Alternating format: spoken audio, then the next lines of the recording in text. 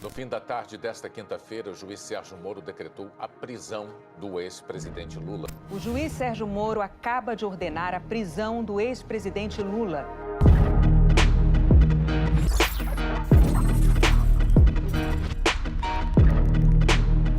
Lula responde a 3 processos em Curitiba e já foi condenado em 2 deles, apenas que somam 29 anos de prisão. As condenações se referem ao triplex do Guarujá e à reforma do sítio de Atibaia. Todos esses casos são da famosa 13ª Vara Federal de Curitiba e passaram pelas mãos do ex-juiz Sérgio Moro. Essa é a história que saiu nos jornais e que você já conhece, que todo mundo conhece. Agora é hora de conhecer todos os fatos por detrás da história.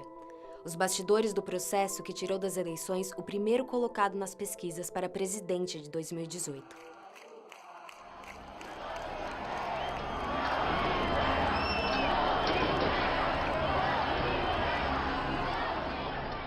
Os processos contra Lula em Curitiba são um dos maiores casos de lawfare já vistos no mundo. Nesse tipo de guerra, o ataque aos inimigos políticos é feito por meio da justiça, com múltiplas acusações, bloqueios de bens e divulgações seletivas na imprensa. O objetivo é inviabilizar a defesa e criar na sociedade um clima de culpa. E o julgamento passa a ser mera formalidade. As condenações já estão prontas. Um manifesto assinado em outubro de 2019 reuniu juristas de 8 países. A lista inclui pessoas do calibre de Susan Ackerman, maior especialista em combate à corrupção do mundo. Eles foram unânimes ao afirmar que Moro não só conduziu o processo de forma parcial, como comandou a acusação. Essa manobra vinha sendo denunciada pela defesa de Lula desde 2016. A ONU já concedeu 2 liminares favoráveis ao ex-presidente. Enquanto Moro e sua turma diziam que a perseguição a Lula não passava de uma teoria da conspiração, explodiu como uma bomba o escândalo da Vaza Jato. Nas trocas de mensagens estão provas de que Moro e procuradores de Curitiba viam Lula como um adversário. Estavam dispostos a tudo para prendê-lo. Mas a Lava Jato agora passa a ser alvo de críticas e até de investigações por possíveis irregularidades. 58% acham que a conduta de Sérgio Moro é inadequada. 59% dos entrevistados acreditam que, se comprovadas as irregularidades, eventuais decisões de Sérgio Moro devem ser revistas. Há 2 anos, o STF tem nas mãos um pedido da defesa de Lula para julgar a conduta de Sérgio Moro. E não há motivos para que esse pedido ainda não tenha sido analisado. O que está em pauta é a suspeição de Moro, que é a simples suspeita de que um juiz possa ter favorecido um dos lados. A defesa do ex-presidente vem insistindo para que o julgamento do mérito seja retomado e espera que o habeas corpus volte à pauta do STF em breve. Quais são, afinal, as provas de que Moro é suspeito? Prova 1. A condução coercitiva ilegal de Lula. No dia 4 de março de 2016, Moro determinou que Lula fosse detido e levado para depor por mais de 3 horas em uma sala da Polícia Federal no aeroporto de Congonhas, em São Paulo. O cerco à casa de Lula aconteceu antes das 6 horas da manhã, já com ampla cobertura da imprensa. A mobilização dos repórteres havia sido previamente articulada por Curitiba. Um jornalista chegou a insinuar de madrugada em suas redes sociais que a operação aconteceria. A ação contra Lula foi tão abusiva que 2 anos depois, o STF proibiu a condução coercitiva para a realização de interrogatórios. Hoje, é ilegal levar uma pessoa a depor com força policial antes de intimá-la. Prova 2. Grampo ilegal. Nesta quarta-feira, a crise política atingiu o ponto mais alto. Alô? Alô? Lula, deixa eu te falar Fala, uma querida. coisa. Ah. Seguinte, eu tô mandando o Bessias junto com o papel pra Ah. gente ter ele e só usa em caso de necessidade, que é o termo de posse. O ex-juiz fez um vazamento seletivo. Essa revelação só foi feita mais de 3 anos depois pela Folha de São Paulo. Segundo a reportagem, Moro não quis tornar público que Lula disse a diferentes interlocutores que relutou em aceitar o convite de Dilma para ser ministro e que estava empenhado em buscar uma reaproximação com Temer e o MDB. Os diálogos colocaram em xeque a hipótese defendida por Moro de que Lula queria ser ministro para obter foro privilegiado. Moro cometeu outras irregularidades no episódio. O diálogo entre Lula e Dilma foi captado mais de 2 horas após a ordem judicial que interrompeu o grampo. Além disso, a conversa não tinha nenhuma relação com os processos sob responsabilidade de Moro. Ele não tinha autoridade para divulgar gravações envolvendo autoridades com foro privilegiado, como era o caso da presidenta Dilma. Moro cometeu um crime ao gravar conversas de um presidente sem autorização do STF. Ao ser cobrado pelo Supremo por seus atos, o ex-juiz apenas pediu escusas, mas o estrago já estava feito. Como consequência, o vazamento do grampo ilegal acelerou o golpe contra Dilma, dividiu a sociedade e colocou a nossa democracia em risco. Moro também grampeou o telefone do escritório dos advogados de Lula. Com isso, acompanhou mais de 400 conversas e teve acesso em tempo real à estratégia da defesa. Prova 3. A condenação de Lula. Deltan Dallagnol, coordenador da investigação na Lava Jato de Curitiba, revelou a outros procuradores que duvidava das provas entregues a Moro contra o ex-presidente. A conversa, revelada pela Vaza Jato, aconteceu 5 dias antes de Dallagnol fazer a primeira denúncia contra Lula, em 14 de setembro de 2016. O auditório já estava até marcado para a coletiva do PowerPoint. Falarão que estamos acusando com base em notícia de jornal, indícios frágeis. Então é um item que é bom que esteja bem amarrado. Fora esse item, até agora eu tenho receio da ligação entre Petrobras, o enriquecimento, e depois que me falaram, estou com receio da história do apartamento. São pontos em que temos que ter as respostas ajustadas e na ponta da língua. Mas Moro nunca se importou com a falta de provas. Em julho de 2017, o ex-juiz condenou Lula a 9 anos e meio de prisão por corrupção e lavagem de dinheiro no caso do triplex do Guarujá. Depois, o TRF4 ampliou a pena para 12 anos e 1 mês.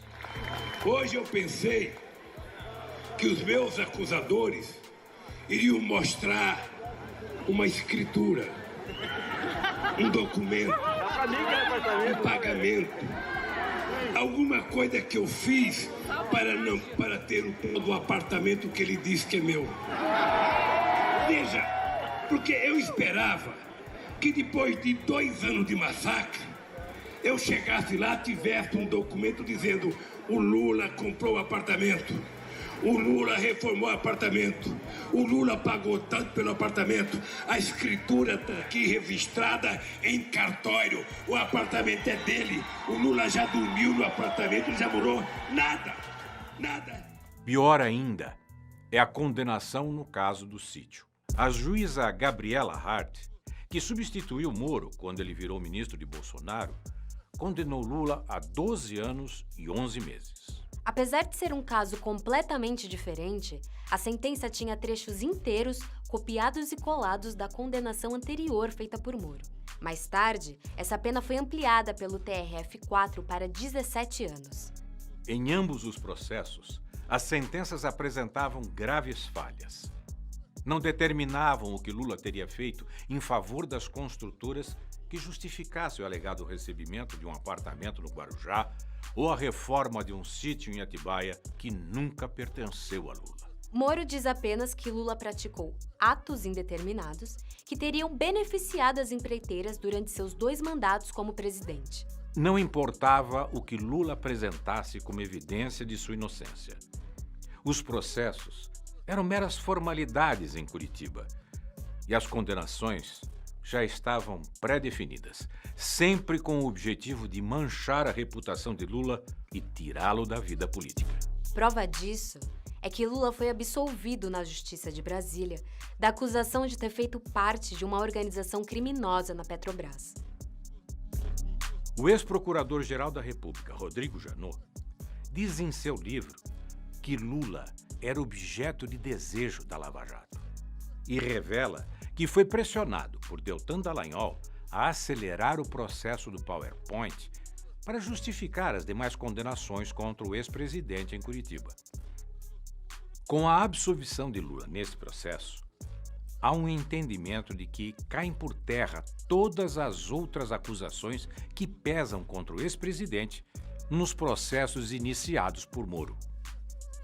Prova 4. Abuso de autoridade. No dia 8 de julho de 2018, o desembargador Rogério Favretto, do TRF4, determinou a soltura imediata de Lula. Gebran Neto, outro desembargador, suspendeu a decisão do colega, embora só tivesse jurisdição sobre o caso no dia seguinte, ao fim do plantão judicial. Moro, que estava de férias, atropelou todo e qualquer rito jurídico para evitar a liberdade de Lula. Enquanto se debatia qual desembargador tinha razão, Moro, um juiz de primeira instância, determinou que a PF de Curitiba não soltasse Lula. A ordem foi acatada pelo delegado da Polícia Federal, Maurício Valeixo, o mesmo que depois se tornou braço direito de Moro no governo Bolsonaro. Favretto reiterou a soltura imediata de Lula, mas o presidente do TRF4, Thompson Flores, entrou na disputa e manteve Lula preso. Moro teve que dar explicações ao Conselho Nacional de Justiça sobre a sua atuação no episódio. E essa não foi a única vez que o então juiz passou dos limites. Diversas vezes, durante as audiências em Curitiba, ele tentou intimidar os advogados de defesa de Lula. Como a gente fez lá brincando lá no ringue com o Lula, né? Na audiência, na oralidade, tem toda mais uma dinâmica, como a gente fazia no âmbito da Lava Jato. Tem perguntas novas para testemunha ou nós estamos aqui só perdendo tempo novamente? Vossa Excelência, acho que sempre que a defesa fala é a perda de tempo, esse é o problema. Perguntas novas, doutor? Os juízes não tem tempo para ficar perdendo aqui. Fica o protesto aqui de novo, Excelência. Doutor está sendo inconveniente. A opinião da testemunha. A defesa não é inconveniente na medida que nós estamos no exercício da ampla defesa. Já foi indeferida a sua questão. Mas eu sei, mas você não já pode... Já foi indeferida a sua questão, doutor. Você não pode caçar a palavra da defesa. Posso, doutor? Não pode, porque nós estamos colocando uma questão muito importante, relevante. O ilustre procurador da República está pedindo a opinião da testemunha. E ele não pode pedir a opinião da testemunha. Já foi indeferida a sua questão. Já está registrada e o senhor respeite o juízo. Prova 5. O adiamento do interrogatório de Lula para impedi-lo de se manifestar publicamente. Em 15 de agosto de 2018, Moro adiou o interrogatório de Lula e de mais 12 réus no caso do sítio de Atibaia para depois das eleições. Qual era o medo de Moro? Que o depoimento beneficiasse Lula na campanha eleitoral. O medo do ex-presidente falar era tanto que a Justiça negou um pedido da Folha de São Paulo para entrevistar Lula na sede da Polícia Federal em Curitiba. E Deltan Dallagnol comemorou. Carlos, o Fux deu uma liminar suspendendo a decisão do Lewandowski que autorizava a entrevista, dizendo que vai ter que esperar a decisão do plenário. Agora não vamos alardear isso aí, não vamos falar para ninguém, vamos ficar quieto para evitar a divulgação o quanto for possível, porque quanto antes divulgar isso, antes vai ter recurso do outro lado, antes isso aí vai para plenário. Então, o pessoal pediu para a gente não comentar aí publicamente e deixar que a notícia surja por outros canais para evitar precipitar recurso de quem tem uma posição contrária à nossa. Mas a notícia é boa para terminar bem a semana, depois de tantas coisas ruins, e começar bem o final de semana. Abraços, falou. A Vaza Jato mostrou que Lula e o PT eram vistos como inimigos pela força-tarefa em Curitiba. Em uma troca de mensagens entre Dallagnol e uma amiga, fica claro que o objetivo principal era impedir o retorno do PT à presidência. Ando muito preocupada com uma possível volta do PT, mas tenho rezado muito para Deus iluminar nossa população para que um milagre nos salve. Valeu, Carol. Reza sim. Precisamos como país. Prova 6. O vazamento estratégico da delação de Palocci. A cartada final de Moro para eleger Bolsonaro presidente da República foi dada em 1º de outubro de 2018. 6 dias antes das eleições presidenciais, o ex-juiz tornou pública a delação premiada de Antônio Palocci. A delação já havia sido rejeitada pelo Ministério Público por falta de provas e estava nas mãos de Moro havia pelo menos 3 meses. A manobra de Moro teve amplo espaço na mídia.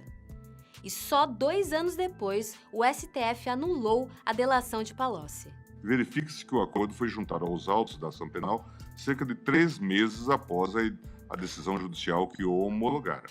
Essa demora parece ter sido cuidadosamente planejada pelo magistrado para gerar um verdadeiro fato político na semana que antecedia o primeiro turno das eleições presidenciais de 2018. Era o impulso final que faltava para garantir a vitória do ex-capitão nas eleições presidenciais. Bolsonaro chegou a parabenizar Moro pela atitude. Ele estava cumprindo uma sua missão. Se essa missão dele não fosse bem cumprida, eu também não estaria aqui. Então, em parte,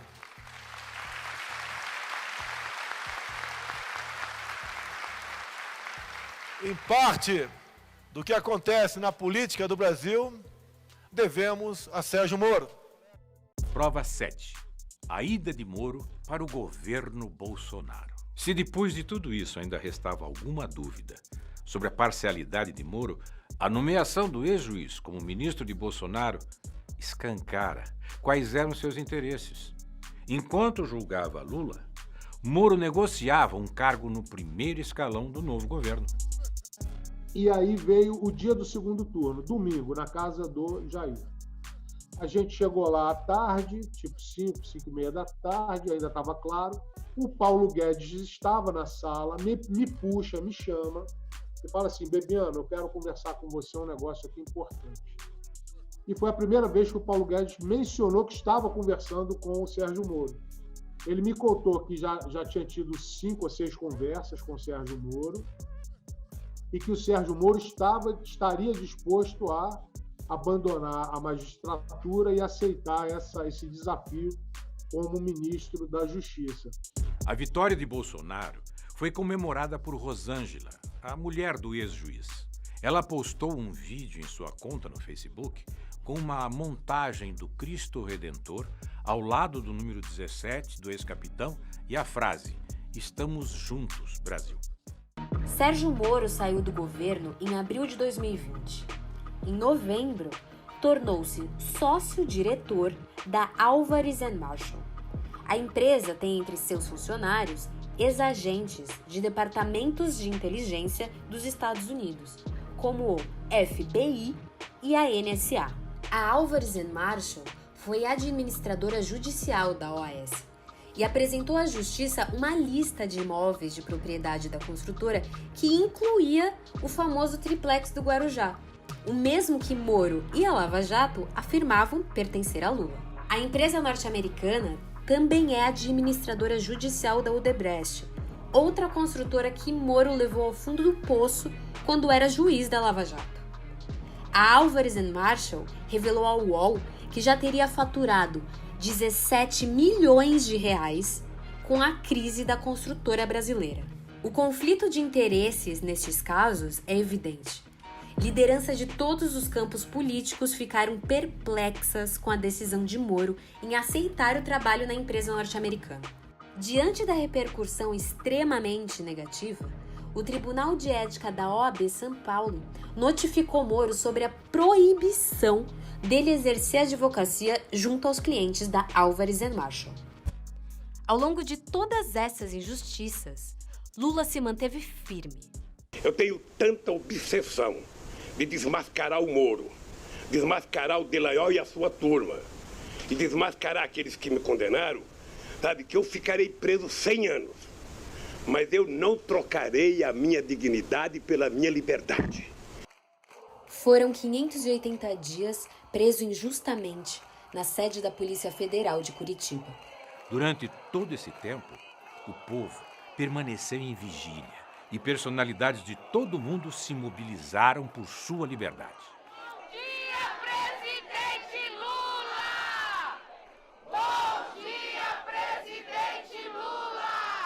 Essa situação não é apenas uma injustiça contra Lula. Ela é um atentado contra o Estado democrático de direito. É por isso que a anulação dos processos contra Lula significa a liberdade plena do ex-presidente, a recuperação dos seus direitos políticos e a libertação do Brasil, dos brasileiros e brasileiras. Lula livre é o povo livre. Anula STF. Anula STF. Anula STF. Anula STF.